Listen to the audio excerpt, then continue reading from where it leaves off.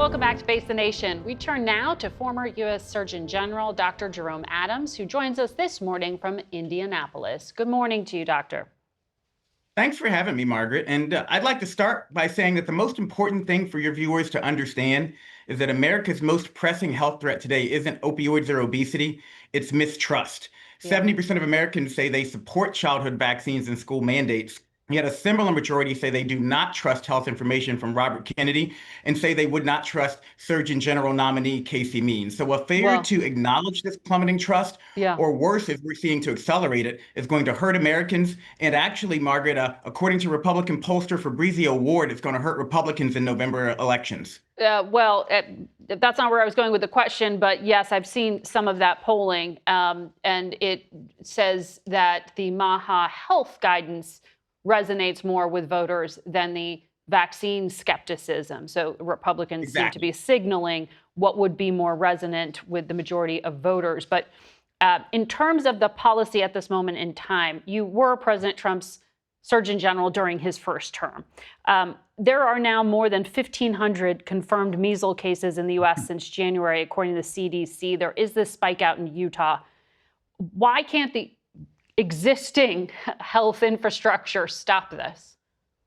Well, that's a great question. And you have to start off by understanding that almost 20,000 people have been cut from HHS.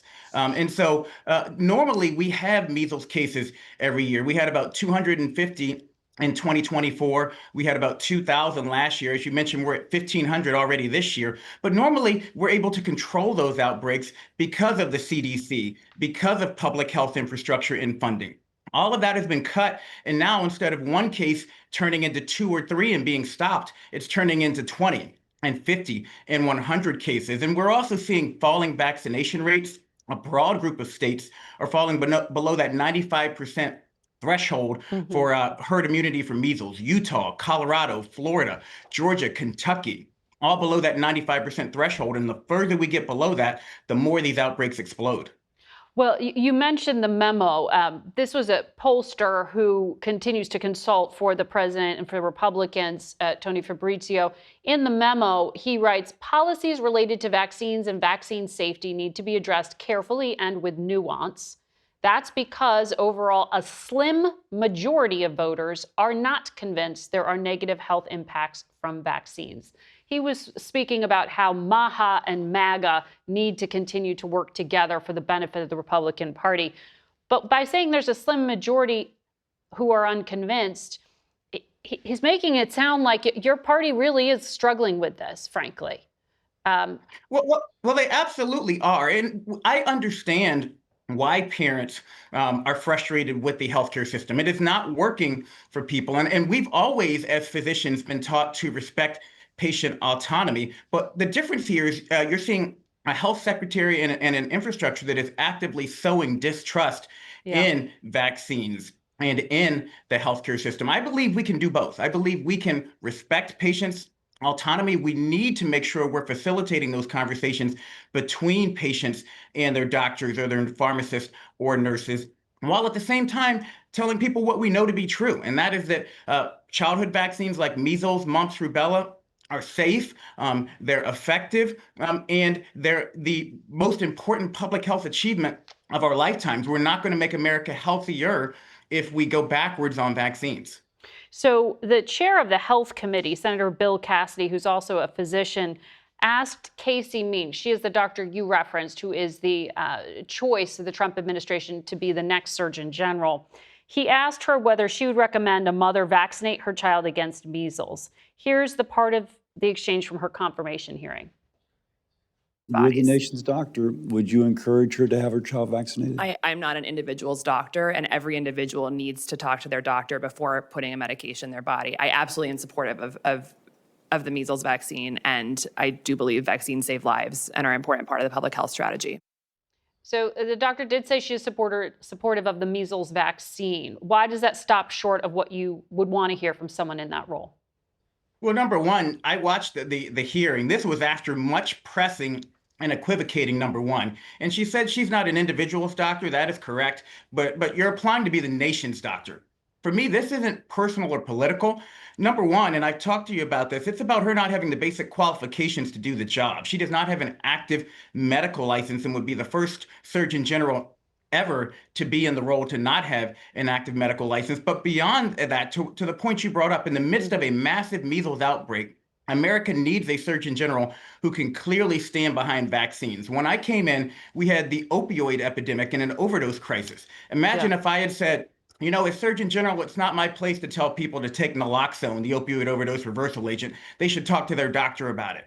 That would not be acceptable in that circumstance, and it's not acceptable to have a Surgeon General who equivocates on vaccines, much less one who can't actually practice medicine and meet the qualifications to be a physician in the Corps. Well, the doctor apparently has an inactive medical license that she says she voluntarily placed on inactive status. And I want to talk about this because it seems a feature, not a bug, right? Because the HHS secretary has described Dr. Means as being perfect for this job. He says the Surgeon General is a symbol of moral authority who stands against the financial and institutional gravities that corporatize medicine.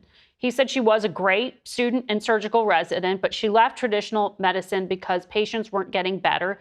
And that's why she should be the disruptor in this moment. So when you say there's distrust, how do you respond to those who say disruption is the purpose of this selection?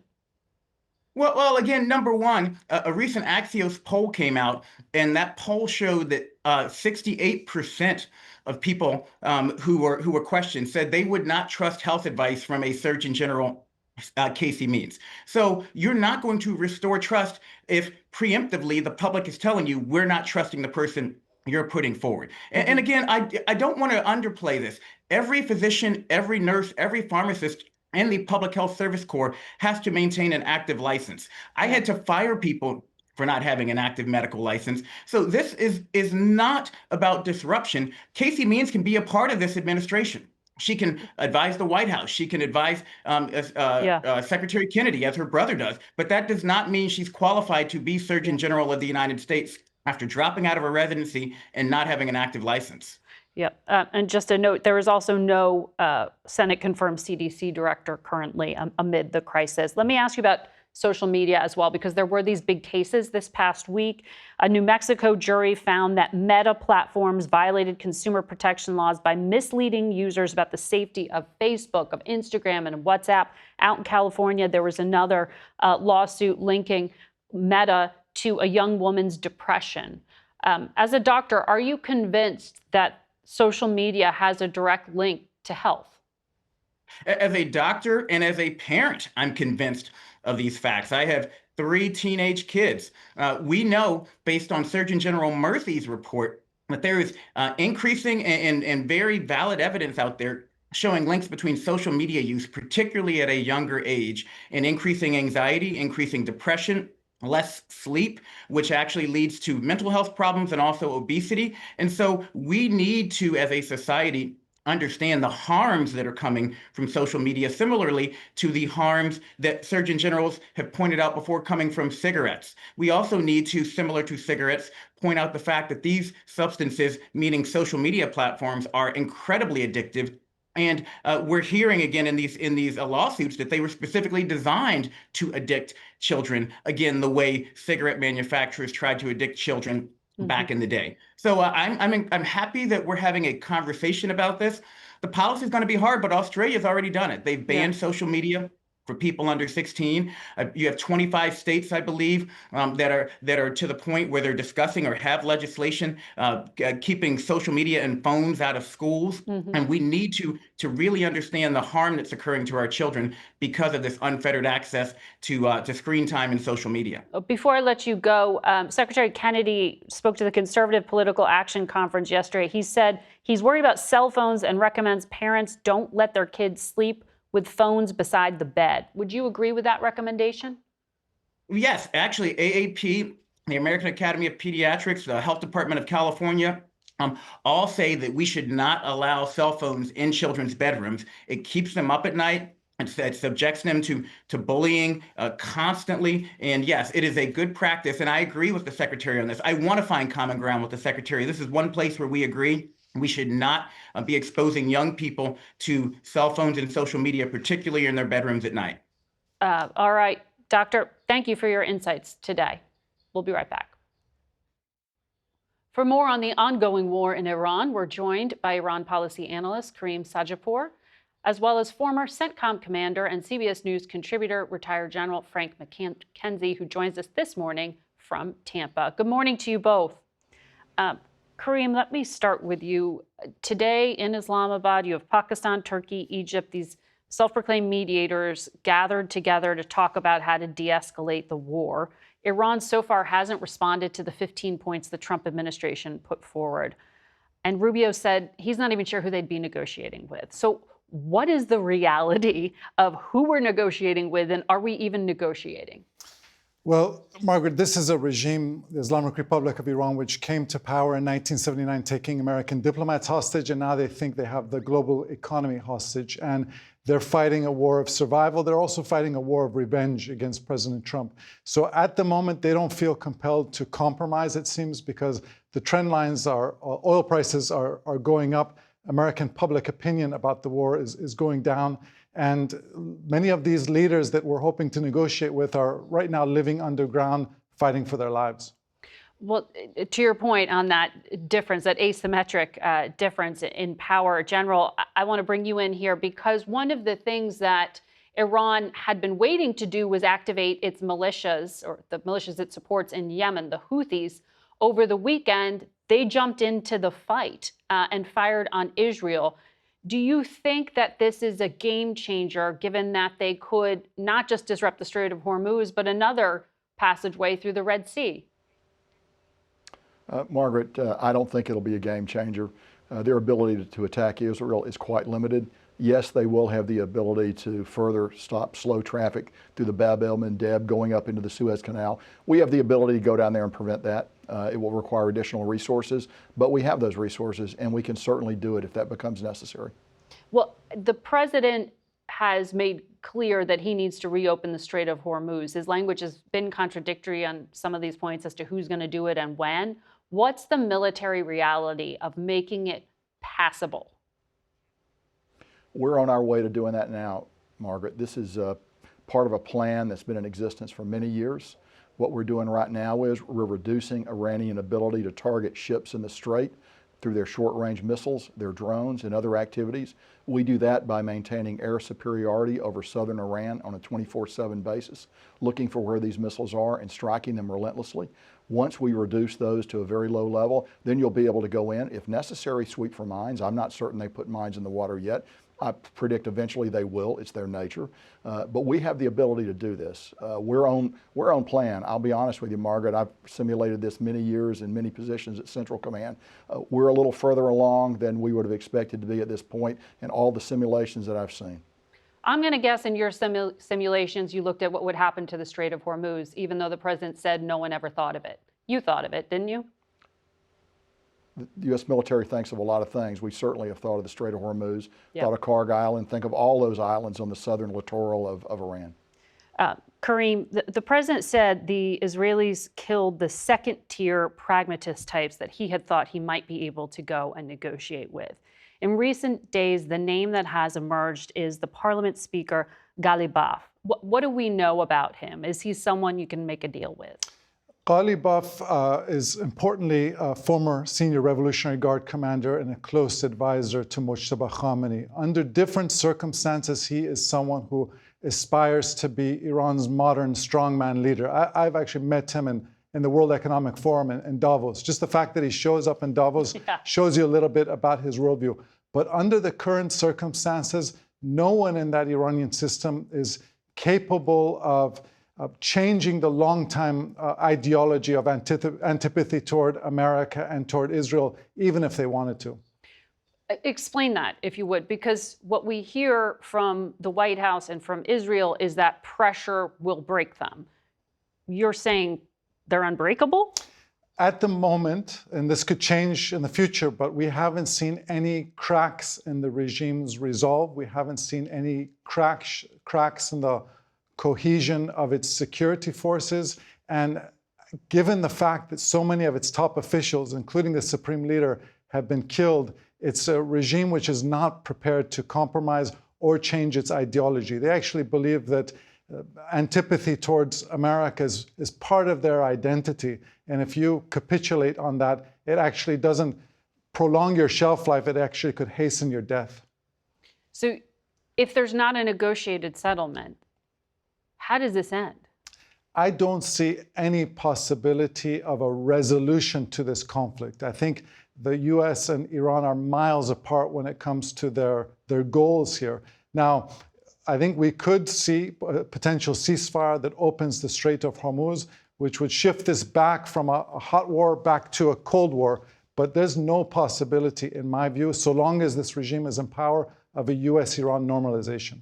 General, do you agree with that assessment? I mean, it does seem that the Trump administration is acknowledging the regime will stay if they are at least offering to negotiate with the regime. So it would allow for them to remain in power. The primary goal of Iranian statecraft, Margaret, is survival of the regime. Back in the late 1980s, they signed a truce with Iraq when things were going very bad for Iran. In Iranian history, is known as drinking from the poisoned chalice.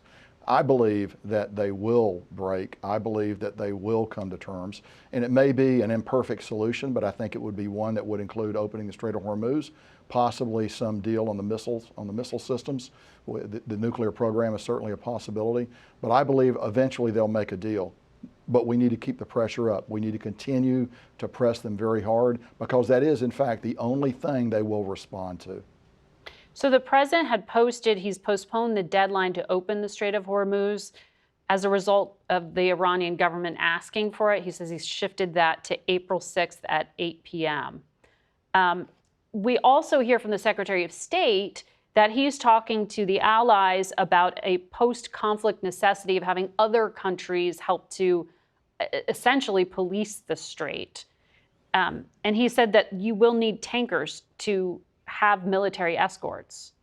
So this doesn't sound like this is a short-term project. This sounds like even if combat ends, we're going to be talking about a military presence in the region for some time. Am I wrong? Margaret, you could be right. Let's see what happens. I think there are two ways the Strait of Hormuz can be opened. It can be opened if the Iranians negotiate with us to open it, and of course that's the desired solution. The other solution would be if they don't and they decide to fight, we can open the strait under that condition too. The second condition is obviously a lot more intensive in terms of ships and equipment that would have to bring into the region. And yes, help from our allies would certainly be very useful in that case. We have the ability to open the Strait of Hormuz under any condition that the Iranians choose to exist under.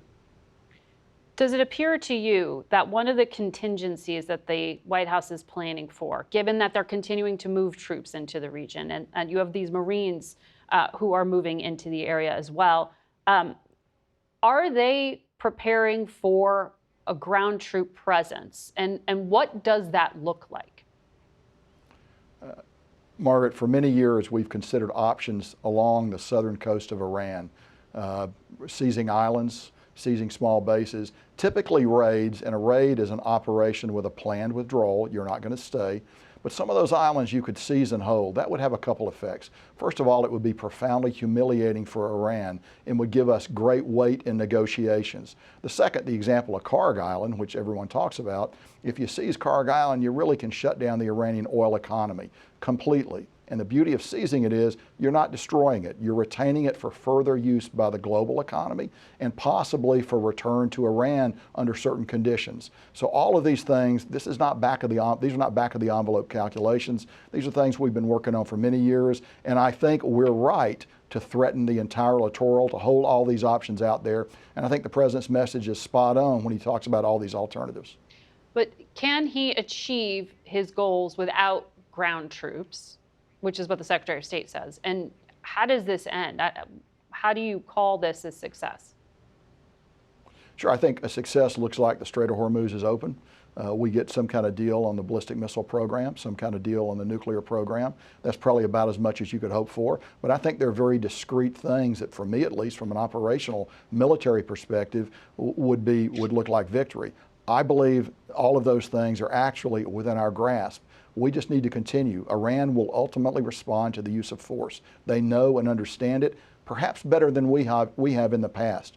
This administration is willing to use force. Other administrations have been thoroughly deterred by Iran. President Trump is not deterred by Iran. Yeah. Well, the president says he wants a deal, even though I know you think that's going to be pretty hard to get to. And he said Vice President Vance is going to be directly involved here, Karim. What does that signal to you?